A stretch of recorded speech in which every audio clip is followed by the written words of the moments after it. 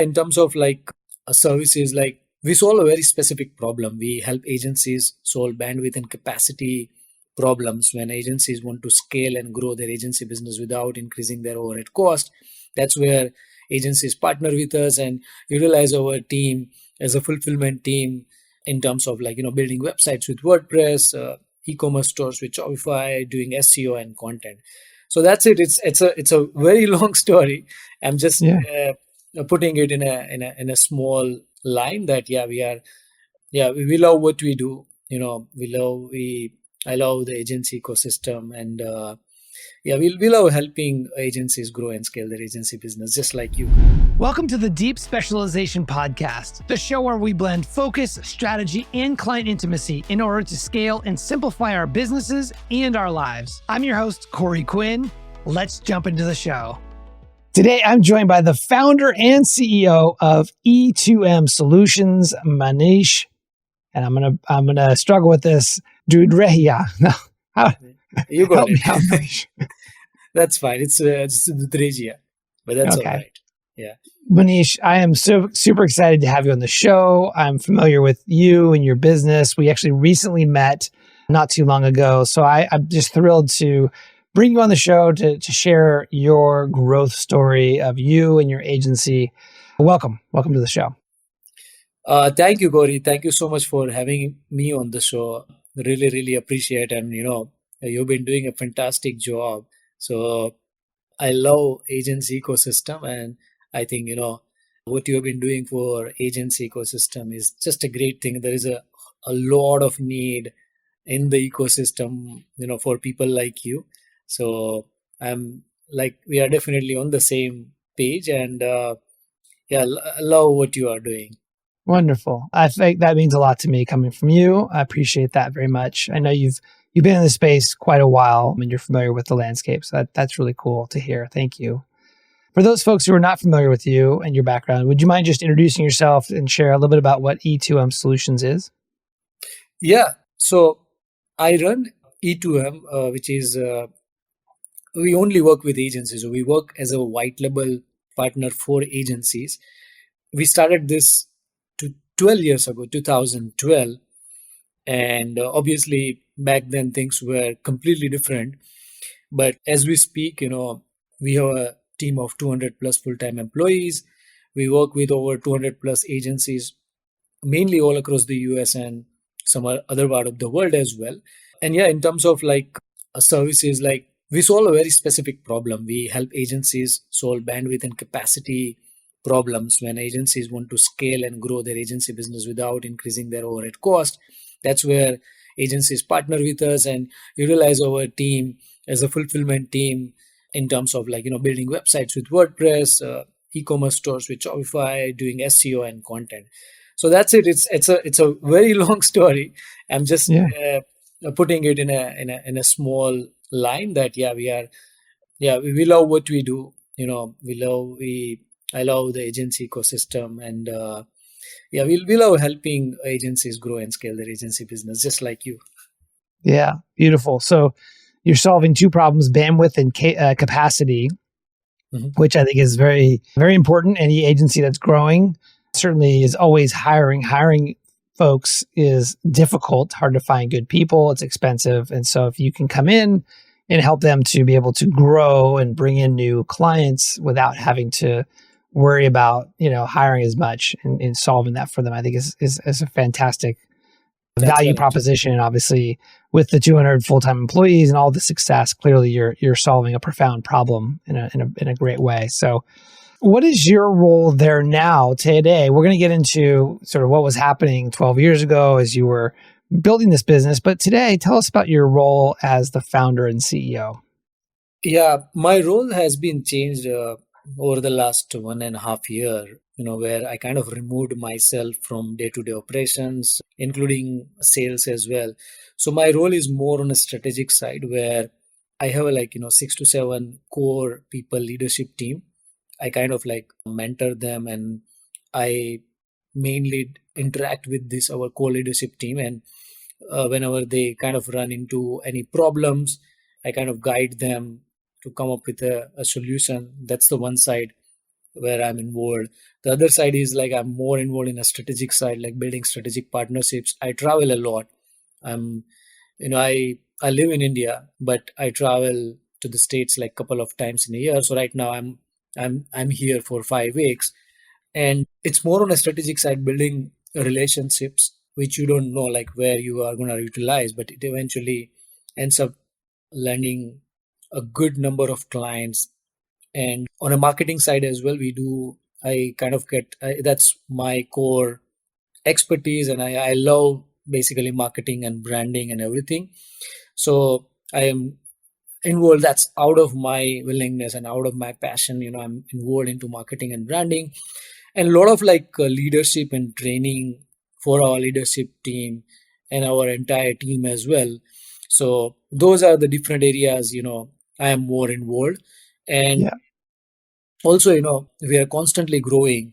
So when you run a business, when it is 10 people, it's absolutely different. When it's 100 people, it's absolutely different. And when you have 200 people, it's absolutely different, right?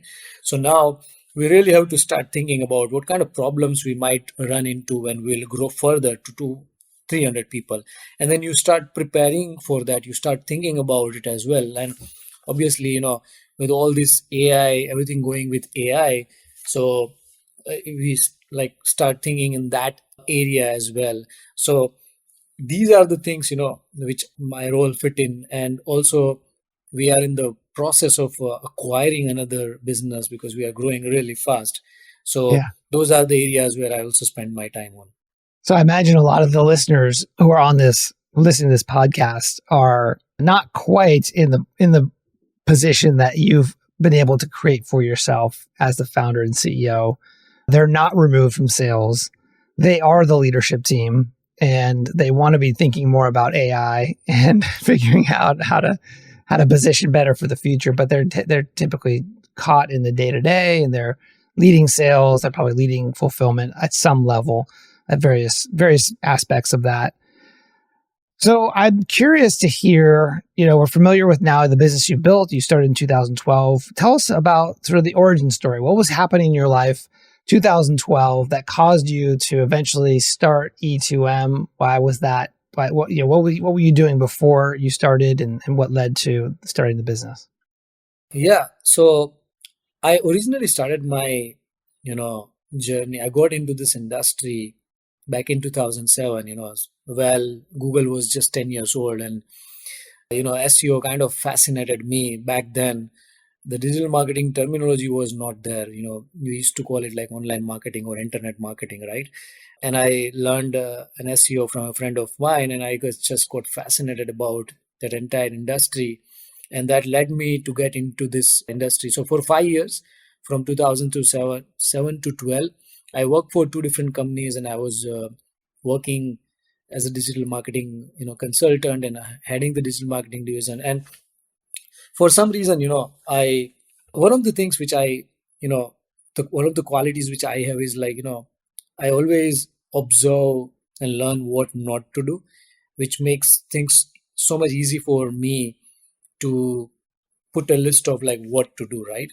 So I, over the course of those 5 years, I learned a lot of things about like how business should not run. I saw some of the ways, and I don't want to judge them. They were great companies. I learned a lot, and I'm grateful for that. But Yeah. that time was different, and I did not like a lot of things, how the business was operating, how like people were treated. There was a lack of transparency, and it was a way more of a closed businesses, and I did not like the culture as well. And I became pessimistic, and I was like, I don't think I'll be able to find a company where I'll be able to work. And instead, you know I have had that problem solving mindset from day one, right? So Yeah. whenever I run into any problem, I just usually don't complain. I just try to figure out a solution around that. And I was like, let me create a company where I learned a lot what not to do, and how the companies should run, how the brand should be built, how the culture should be built, how the people should be treated, how the customers should be treated as well, and how the transparency should be within the organization, not only within your team but also with your clients. So those are the things I learned. I took all those lessons, and because I become pessimistic, I started that, agency business. And obviously, like, when I started, I was only were offering SEO services, and we were targeting like any and every client. So Yeah. there was no vision back then, right? I never ever thought that we will be going into this space, white label space, we'll expand to this level. And it was just that, okay, we'll start like with SEO services. That's what my core expertise is. And then, it led to one thing, led to another thing, and the rest is obviously the history. But yeah, initially we were offering like all services. Later we started getting a lot of interest about web dev services as well. So we got into that as well. We started hiring people into that as well, and we started getting interest from agencies as well. And that's how I realized that, okay, this is a really good industry to go after. But still, like for 7-8 years, up until 2019, 7 years, we were like doing everything, right? And finally, we decided that, okay, now we just want to go after only and only one type of client, which you talk about, like deep specialization, which I wish I would have learned way earlier. Then we would have been, way more successful than we are, way ahead of time. Because 2019 we started focusing on this only agency business. Back then we were only 50 people, right? So in last, after being specialized, only focusing on one niche and only focusing on agency clients, and pivoting our positioning from a marketing perspective, and also designing a business model around that, helped us a lot to be where we are in last 5 years. So Yeah. first 6-7 years was a lot of lessons. I made a lot of mistakes. I did not know how to lead people. I did not know what kind of people should be hired. A lot of lessons I learned. In 15, we were like 120 people, which we actually scaled back to 40 people in 2018. Just because, we have had no processes, there was no structure, leadership team, and there were not the right people at the right position. Yeah. And 18-19 was a time of, like, a lot of realization, rectifying mistakes. During those times I learned a lot about like how to make decisions. Have done a deep dive into like all types of different types of philosophy, psychological concept, mental model frameworks, and have learned a lot. And then, we kind of like started making the right decisions to be where we are right now. And it's a Yeah. still constant learning process. Yeah. No, it never ends. That's for sure. So that all is very clear to me. And what I'm curious about is it sounds like in 2019 you went from going to serving everyone, doing a lot of different things across SEO, web development, and so on and so forth. And that's when the sort of the pivot or the focus into the agency space. I imagine you were working with agencies prior to 2019, but what was happening? Like, what happened in 2019 that caused you to say, okay, enough with the working with everyone. I want to Yeah. focus in on digital agencies. Like, what was happening in the business? What led to that decision?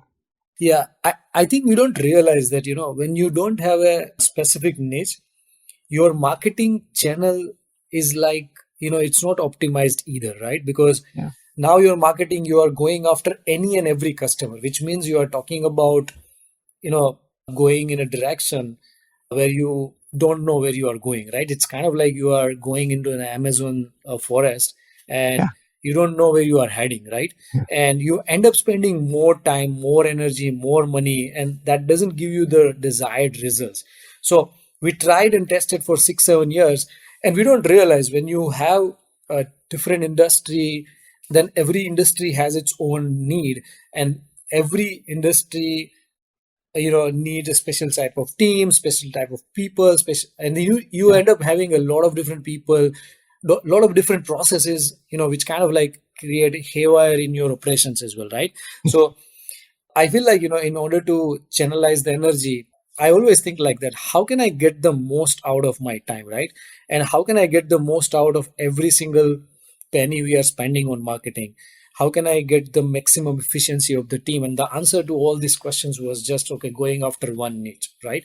So we don't realize that, when you know that you are going after a specific niche, you are saying no to a lot of things for a great reasons, right? And my favorite Yeah. example is that, let's say if you are an agency business, right? and you are targeting plumbers. And one way to say that, okay, we help plumbers to get more visibility digitally on Google. We build websites and do marketing from all across the US, right? Or you say we help plumbers in California who are located in this zip codes, right? And help them to grow their online visibility. So now you are talking about that, okay, you are not going after all across the US, you are going after, specific zip codes of California. So that Correct. makes, now okay, think like that. You are not doing nationwide SEO, you are only doing local SEO. In a PPC campaign, you are only targeting specific zip codes, which will bring your CPC down as well, right? And you are getting the, imagine your agency is right there in California, you're getting your clients at the same time zone, which means they are calling you on the same time zone as well. Same goes with Facebook as well. So we don't realize that when you focus and specialized in one niche, you are saying no to a lot of things for a great reasons. And so I love that. Obviously, I'm a big fan of specializing and saying no to a lot of things so you can say yes to one thing. What about the agency space made sense for you to lean in to go in that direction versus potentially, a dozen other directions? Yeah, I think every business should understand what's your position in the ecosystem, right? We are a part of global economy now, right? And I it took me a little bit longer time for me to understand that, okay, I'm from India, I live in India, and what is my core expertise? I traveled a lot across the US. I traveled to probably like 30 plus states in the United States. And I have met like hundreds and hundreds of agencies owners in person in last course of like 8 years. And then I was like, okay, I understand this market really well.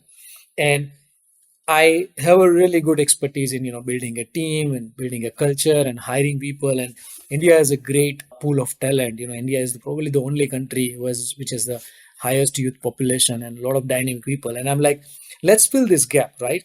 If I'll go after a direct businesses over here, I'll probably have to have a salespeople across the US, every state, right, to go after the local businesses. Instead, what if we partner with agencies all across the US who will do sales for us, and they will bring that projects on a Yeah. continuous basis, which will help us to generate recurring revenue, and then we provide them a fulfillment team, right? So I think I found our position in the ecosystem in a way. Okay, this makes a lot of sense, right? And I kind of like put an analogy that if Apple would be manufacturing iPhones in the US, they would be obviously selling at like 3x, 4x prices, right? Yeah. So if you see like Apple thinks like, okay, Apple products are designed in California and manufactured in China, right? If you see their products, every Yeah. product they have written in like designed by Apple in California and assembled in China, right?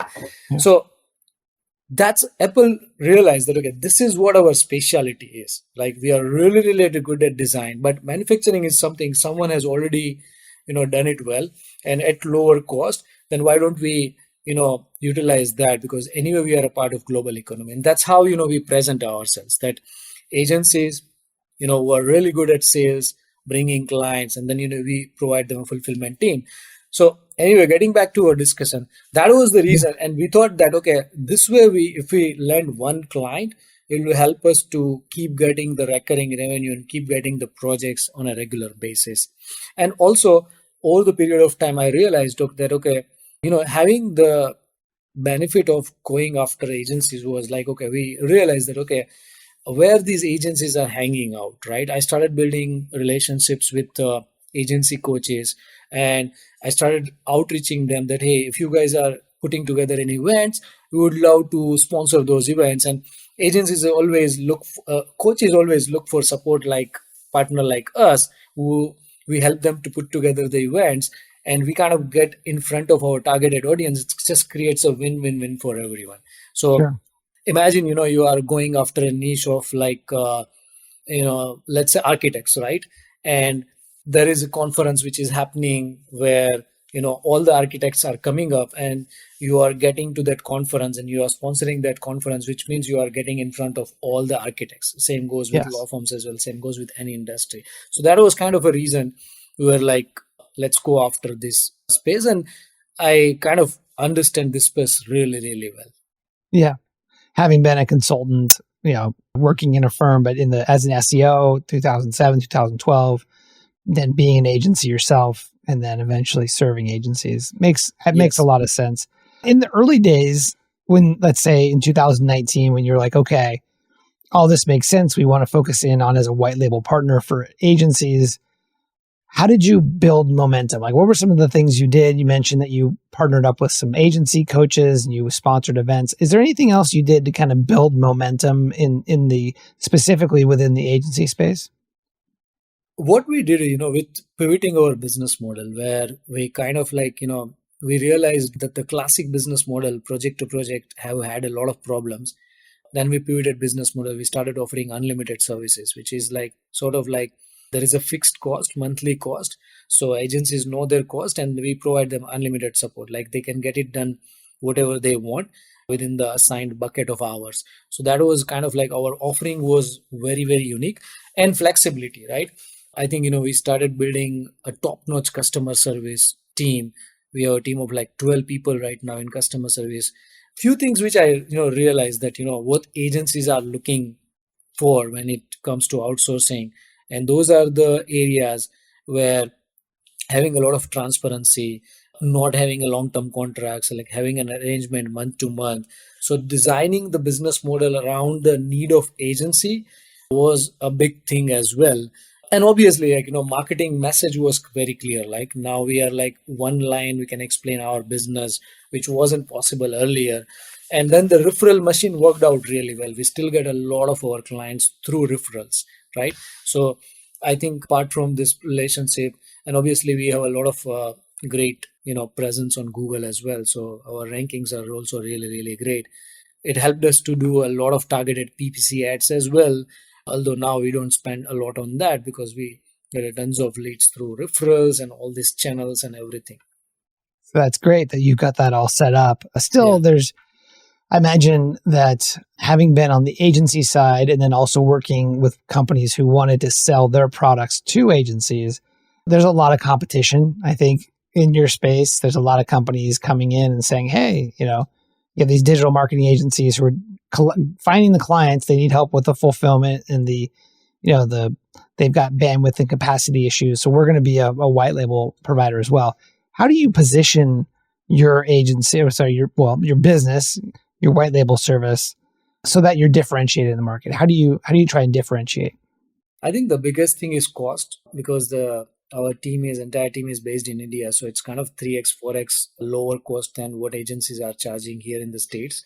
So that's the biggest factor, is like, providing them the quality service at the lowest cost and still like making sure that the quality is top notch. That's the first thing. And second thing is like, mix and match, right? So usually agencies who kind of like have a different needs, they have to hire different people. For WordPress, they need a SEO, their content, or e-commerce. And with the dynamic change in the industry, the industry like itself is evolving a lot more faster than it was earlier. So here they kind of get like everything at one place, at one cost, and there is a single point of contact they have. So I think those are the things which is like multiple like expertise at lower cost and the top notch quality. That kind of how we differentiate ourselves. Hey, it's Corey. I hope you're enjoying this episode. And I want to let you know that I have a new best-selling book that has just come out that gives you my proven system to escape founder-led sales. It's called Anyone, Not Everyone, and it's been endorsed by Aaron Ross, April Dunford, Dr. Benjamin Hardy, John Ruhlin, and many others. If you'd like to get the audiobook absolutely for free, there's a link below in the description, or you could simply go to anyonenoteveryone.com and start listening right now. Beautiful. At what point in your journey did you hire your first salesperson? That's a very interesting question. I think, it's funny. At this size, we only have two salespeople right now. It's good. So we hired, I hired a few BizDev guys, in initial days, but I wasn't happy with that. The first person, I hired in late 2018, when I started deciding that, okay, now we want to focus and, grow in the right way. Because up until that time, I was the one who was doing sales. And then I realized that, okay, this is not scalable. This is not, I don't think this is the way we can scale the business. So literally after 5 years, before that, I had hired, but not, they weren't like the right people. And then I learned, like, okay, how to hire actually the right people. And that's something, I'll talk about it, because that framework I learned, which makes a lot of sense for agencies who are in a scaling stage. But yeah, to answer your question, 2018 was the first hire, and 19 was the second hire. And then now, those people are hiring the other salespeople as well. But we are very, very picky when what kind of people we hire for sales. Yeah. So just to feed this back to you, you hired a couple BD folks that didn't really work out, but then you hired your first seller in 2018, and then 2019 was your second one. They're still with you. This is the same two that are still with you? Yep, they are still with That's us. And in fact, they have grown to the, one of them is now our VP of sales and customer service, and another is like director of SEO sales and customer services. So that's great. one of the advices which I'll give to agencies, that, when Please, you are yeah. building, when you are building a team, let's say, you are in the phase of building your agency, you gotta make sure you are hiring a team of generalists. And then when you are in the scaling stage, you hire a team of specialists, right? So think like that, the early people you are hire, those people must be really, really good at like independent judgment and making really, really good decisions, because later those are the people who are going to hire more people for you. So you are not going to be in the hiring process later on included, right? So Yeah. that's the advice I would give, that okay, if you are looking for a salesperson, right, look for the person who can do not only sales but also can do a customer service as well, and some sort of like, let's say project management as well, right? And guess what, like, if that person is doing multiple things, it would be a lot higher for that person to hire another person and train that person, so you don't have to do it again, right? And also it will keep your cost lower as well. So Yeah. one of the salesperson we hired, she was just doing sales, and later, she was really good at customer service, and now she is having a sales team, and she has like 12, 15 people customer service team as well, which I haven't hired, right? Same goes with our SEO sales guy as well.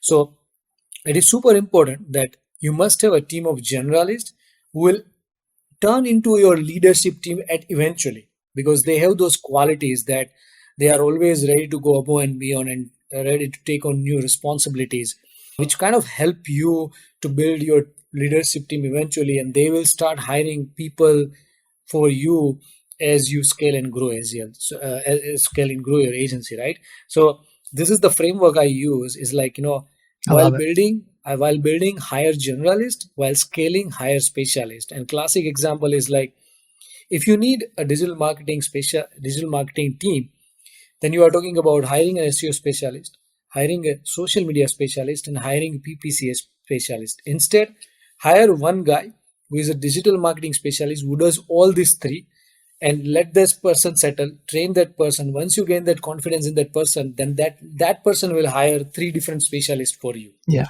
And that's Right. how you can keep your costs down. You can manage, lower number of people, and then, you are gradually building a team of specialists, which is built by the guy, who trained you. Right. So keeping your costs down, less overhead, less people for you to directly manage. Let them hire the team based Yep. on what the specialists that are needed to replace or buy back their time, if you will.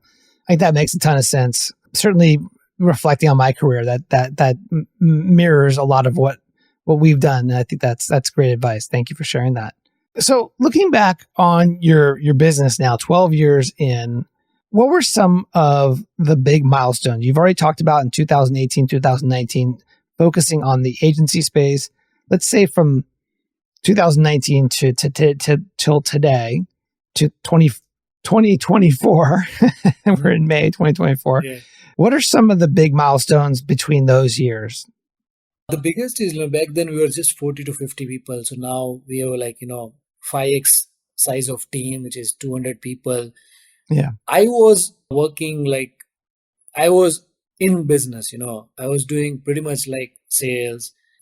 I was involved a lot in operations, and literally like every function of the business. The biggest milestone is like, I freed up my time literally from I removed myself 1.5 year ago, and by building the right team and everything, that's the biggest milestone. The second thing is like obviously the team like 5x. Also, we pivoted our business model. We pivoted to recurring revenue business model in late 2019 and 100% from 2021 actually. So our 100% business model is recurring revenue right now, and we are doing like multi seven figure in annual recurring revenue right now. So let's talk about the leadership team, where you went from being heavily involved in the operations, working in the business, to hiring a leadership team, or maybe grooming a leadership team so that you could be separate from the day-to-day Yes, operations. What were some of the what are the functional leaders in your organization, and did you hire them from within? Did you hire from outside? And how did you end up building that team? I personally prefer, our core leadership team, they have been with us since very long. Some of the Yeah. people have been with us like 8, 9 years. So, although I did not know this framework, unconsciously I hired people like that who are kind of like, generalists. And over the period of time, they become a part of our leadership team, right? So, I personally prefer not to hire completely new person in our core leadership team just because, you know, someone who have come up from a ground level, they will be always able to understand the people's problem, right? So and that also gives a really good signal to your team that hey, you have a really really great opportunities over here, because if you have capabilities, if you have potential, and you know how it is, right? We talked about that you read a lot about novels wisdom as well, and so do I as well. So he always talks about play long term game with long term people, and Yeah. that's how the framework I follow as well. So now people have a vision that okay, one of the a persons in our team who is heading our operations, he used to be a designer 9 years back. Then he turned into a developer, project manager. He's right now heading our operations of web dev. There is a lady who is heading our e-commerce operations. She was actually a front-end developer 9 years back, right? And the person, there is a lady who is our VP of sales and operations. She was actually just doing sales Yeah. 6 years back. So I always love that thing, giving people opportunities who have been with us since long, because they have kind of like worked really, really hard. That's where, you really want to make sure. One of the things which I always advise that, and I don't know if you read this novel's framework, which is principal agent problem. Have you ever read that framework or no? No. So he talks a lot about that. Majority of problems in the world are related to principal agent problem.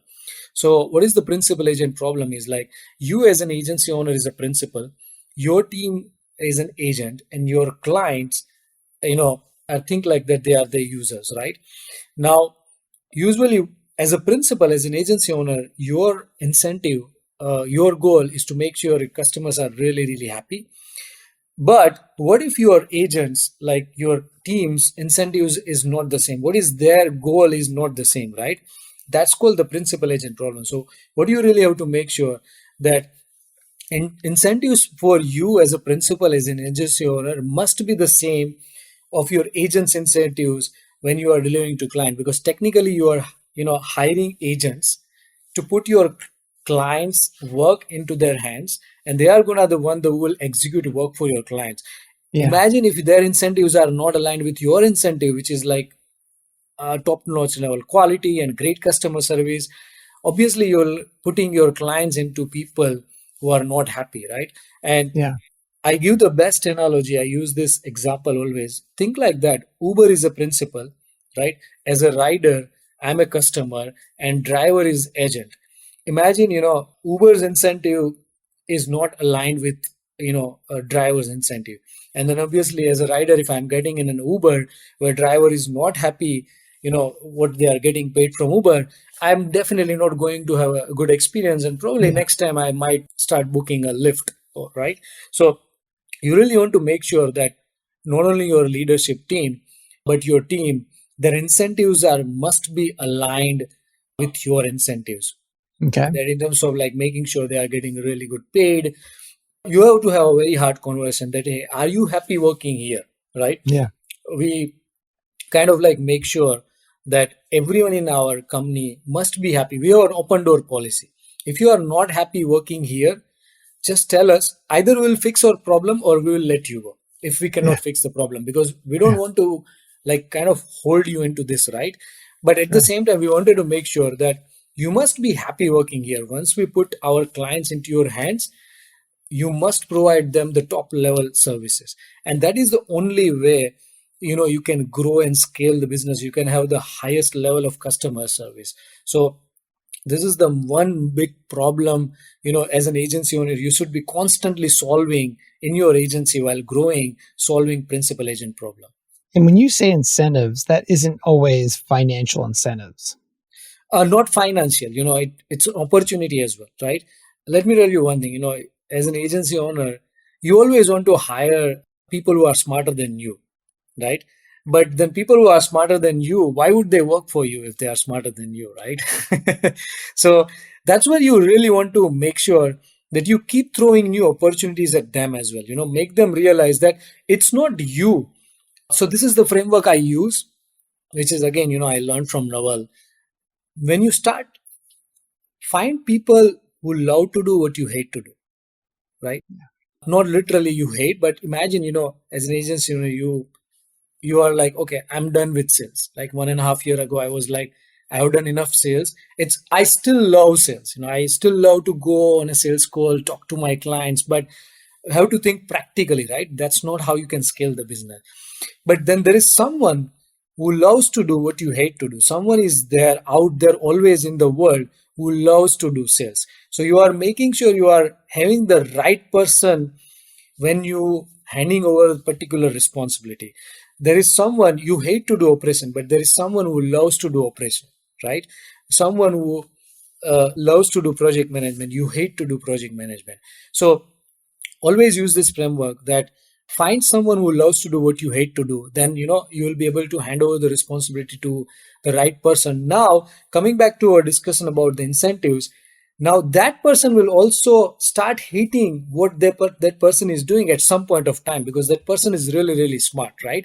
So Yeah. now you got to make sure that the wheel keeps spinning, right? Right. Now, so guess what? Like, the guy who is heading our operation, he used to do project management at one point. We kind of like asked him that, hey, you create your replacement, you find someone you can. Now he is managing the team of project managers and he is more responsible for delivery. The person who is our VP of sales and customer services, she has done enough customer services, and now she has like team of account managers who is doing all the account management in customer service, right? At some point she will have a sales team as well. She already started having building a sales team, and then now she will focus more on other part of the business as well, right? So Yeah. it's not, this framework shouldn't be going with you, it should keep spinning with your team as well. So Yeah. incentive is not about the financial, obviously that's the most important, but also make sure that they keep seeing, okay, they are not only growing financially but knowledge wise and opportunity wise as well. Yeah. One of my coaches, Dan Martell, he talks about this idea about that as the leader, part of your job is to understand the hopes and dreams of your employees and then to Yes, cast a vision big enough that is inclusive of all of their hopes and dreams so that they can experience that. And your job is to create the conditions where that comes to life for them. that's so true. I feel like, I like Simon Sinek. What Simon Yeah. Sinek, you should always think like, you should not look people as a commodity to make money. You should always look money as a commodity to help people grow, right? Yes. I love So that. you always want to think like that. So if someone asks me what I do, I always say I work for our people. I help them to Yes. grow. So your vision should be always like you are helping your people constantly grow from a knowledge wise, financial wise, and eventually you will end up growing because that will be a byproduct. All right. Well, I've just got a couple more questions for you. This has been great. I know we could talk forever, but Yeah. I'm curious your perspective now. Having gone through the generalist approach for many years, becoming clear that you wanted to specialize and become an expert in serving digital marketing agencies as a white label partner. Now, having done that for a number of years, what's your perspective on the risks of being in only one vertical market? Are there risks involved as a business owner? And how are you managing that risk? Yeah, no, that's a really, really good point. We think about it, like with all this AI disruption is going to happen, right? Yeah. What if someone is going to build tools where, you know, the websites will be built in like minutes, like SEO will be disrupted, and what are we going to do, right? We only know one industry, but you always think like that. When you know the industry really well, you can always come up with a solution which you never thought of, because you Yeah. have that compounding leverage of that. So one of the disadvantages is, like, the economical situation, how the economical situation and circumstances will change the industry. That's the one thing. But as long as you, I always feel like that, if your business, a Paul Graham, Y Combinator founder, always talk about that. When you are in a startup industry, startup world, right? If you can sell your product even in the time of recession, then, if you, as long as you have a great product, even you will, go through the recession, right? So as long as you have a great team and a great service, and you will navigate through those kind of times. So I think, the only disadvantage is kind of like the unforeseen circumstances or situations or events which will happen outside of your control, right? At that time, but there is always, crisis always create new opportunities, right? And So true. that's what we witnessed during the COVID time as well. So because I'm more optimistic, even I'm pessimistic, I'm very cheerful pessimistic person, so I always think like that if there will be an AI disruption, probably we will be the one who will be making AI disruption, right? Yeah. We'll start building tools like that. So that's the only advantage. Disadvantage is that, and when you have a large TAM, which is total addressable market, I think you always look at that. When your Yeah. TAM is really really high, then you will always find the solutions around that. Yeah. But I like the frame of it's better to be a specialist in a vertical market because you become an expert in helping them to solve problems. Their problems will evolve, Yeah. and because you understand their perspective and their business, and you help them to, let's say, grow or do marketing, you're the best position to help them to figure out the next best tool because you're the marketing expert who is also an expert in their business. So I think you're positioned very well. Yeah, I always think like that, right? There are like so many fishes in the ocean, and then you can go after literally every fish, and but now you decide to go after a specific fish, and we know, like, 70% of the earth is water. Then you can Yeah. imagine how many fishes are there, right? And then how many specific fishes out there. So that's how you think, and Yeah. that helps you to be focused. And if you are an opportunist, and if you know your industry really really well, like you said, our world is never going to be a problem free. Yeah. There will be always problem. If AI will be there, we will run into a new problem, right? And then Exactly. you can always, as long as there will be a problem, there will be an opportunity, regardless That's of the right. industry you are into. Yeah. And the world needs specialists to be able to provide outstanding value in Absolutely. those times of need. Last two questions for you. What would be your parting advice? Let's say for the 2018 Manish who was struggling as a generalist and they're trying to grow. What advice would you have for your younger self, or for maybe an agency founder who is on this episode right now, listening to you? They want to create the life that you've created, which is fantastic. What advice would you have for them, in helping them to scale up and get to the next level? Think like building the right team. That's the most important thing. Play a long term game with long term people. That's the most important thing. You are always thinking about your team, not just thinking about your growth. So that kind of, like, keeps them motivated, right? Second thing about that, like, be obsessed about freeing up your time, right? Do not get married to your work. You know, for a while you might feel like, okay, I'm handing over responsibility to someone. So you have to literally stay away from making decision. You have to take a back seat and put someone in the, front seat. Yeah, some of the decisions they might be making wrong decisions, but that's okay. That's how they will learn as well. Otherwise you will never be able to get out of that.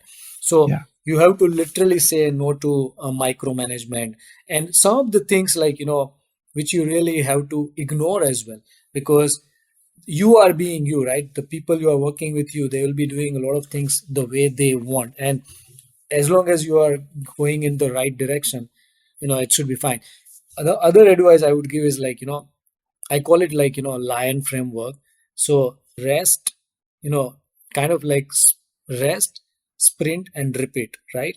So as an agency owner, we always struggle that there are days where you don't feel absolutely productive. And at the end of the day, you feel like regretting that, okay, I wasn't productive at all. But you have to understand, we are not designed to work like 9 to 5, Monday to Friday, right? So you always remember the lion framework. You only work when you are, inspired, and then rest and repeat, right? So right now, I still do like 18, 20 hours of work, but only the days when I'm inspired, probably Yeah. 2, 3 days. And then there are days where I don't do anything, when I don't feel like doing, right? So take it easy, find your a really, really hyper productive time, and make sure you are doing those kind of your high productive work when you are inspired, and don't feel regret when there are days when you don't feel productive. It's okay, just take some time off, and that will actually help you to come back with more energy, and you'll be more, coming out with more ideas. So those are building the right thing, and being obsessed about freeing up your time will absolutely unlock the next chapter. Beautiful. Love that. And then rest, sprint, and repeat, the lion framework. And that's what like Noel speaks a lot about as well. Yeah, I love that. Last question. What is your motivation? I think honestly, my motivation is the people. When I see what keeps me up and going every single day is like seeing people, helping people to grow. That's what keeps me always going, and helping our clients to grow. That's what kind of keeps me motivated, that okay. And the thing which keeps me going always, that there are a lot of problems out there, is a lot of things to do, and which kind of keeps me going and inspired, and going after that, right? I mean, we haven't like, it's been only 200 people and 200 clients, and there are so many people out there, are so many agencies out. So it's kind of like, endless opportunities. So that kind That's of keeps me beautiful. always going. Beautiful. I love it. Manish, thank you so much for coming on the show, sharing your wonderful journey with us, your wisdom, the highs and the lows, and everything in between. So thank you very much. Appreciate it. Thank you, Gauri. Thank you so much for having me on the show. It was fun talking with you. That's it for today. I'm Corey Quinn, and I hope you join me again next time on the Deep Specialization Podcast. If you received value from this show, please go to Apple Podcasts and leave us a review. Thanks, and we'll see you soon.